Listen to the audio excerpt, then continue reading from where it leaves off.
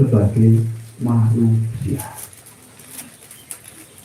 Dan kita tidak menaikkan sebagai manusia, mereka adalah orang-orang yang sudah rusak. Rusak pikirannya, rusak akalnya, rusak batiniahnya, rusak segala-galanya. Bobrok orangnya. Bobrok.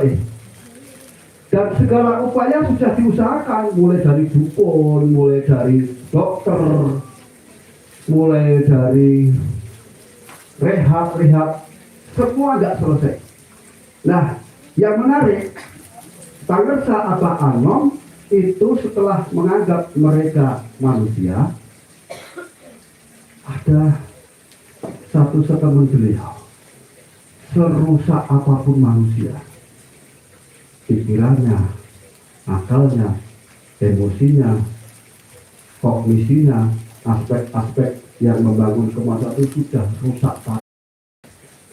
Tetap saja masih bisa dipulihkan, tetap saja masih bisa menemukan harkatnya apabila dipandang manusia sebagai makhluk ruhaniyah. Maka di sini kita pandang dimensi ruhnya. Sampai di sini paham ya? Dan ketika kita bicara ruh, maka semua manusia itu diciptakan Allah dengan fitrah. Semua diberi ruh, dan ruh ini selalu mengarah kepada kebaikan. Ruh ini mengarah kepada ilahiyah. Ruh ini mengarah kepada kedamaian di jalan Allah. Aura malakuti itu sudah digetarkan di ruh setiap manusia, siapapun dia.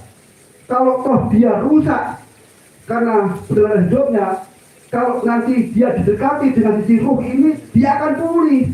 Nah, salahnya, mohon maaf saya menyalahkan ya, yang pokok ini nggak didekati, yang dipikirkan yang remeh-temeh, emosinya, sosialnya, kemudian kognisinya, asesmennya kan hanya untuk membangun emosi loh, untuk meneliti objek loh, kurang menyentuh dimensi ruh ini.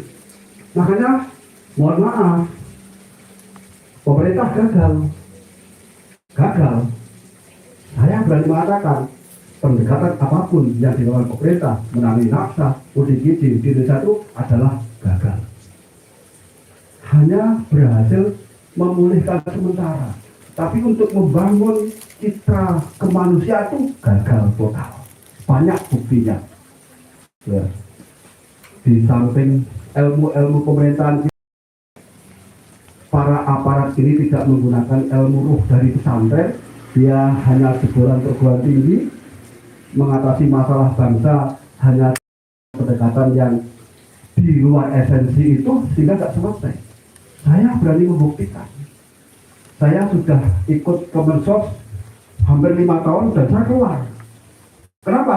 Saya tidak kuat. Anggaran digelontorkan begitu banyaknya, program digelontorkan begitu banyaknya, asesmen, kemudian studi banding, bahkan orang-orang di Kementerian Sosial itu kalau studi banding, hebat mereka. Ke Amerika Selatan, ke Eropa, bagaimana rehab di sana, kemudian diterapkan di Indonesia, ada terapi komunitas diterapkan dan sebagainya itu. Ya. Itu semua tidak besar masalah. Karena apa yang saya lihat, semuanya hanya formalitas. Nah, Pangersa Abah Anom dengan kedatangan ruh ini dijamin berhasil, dijamin memulihkan. Kenapa? Karena dia berdasarkan wahyu Al-Quran. Itu adalah penyembuh itu ya. Obat belum tentu menyembuhkan, tapi kalau penyembuh pasti obat yang mujarab. Orang sakit diobati di rumah sakit ya toh, dikon mangan pil, ya diobati, ning belum tentu sembuh. Nyatane kumat, nggih. Oh iya bola bali kumat ora. Kumat, dia diobati, tapi tidak sembuh karena obat belum tentu menyembuhkan. Tapi Quran itu kan sebenarnya syifa'ah, penyembuh. Di dalamnya ada obat yang mujarab, pasti menyembuhkan. Maka dengan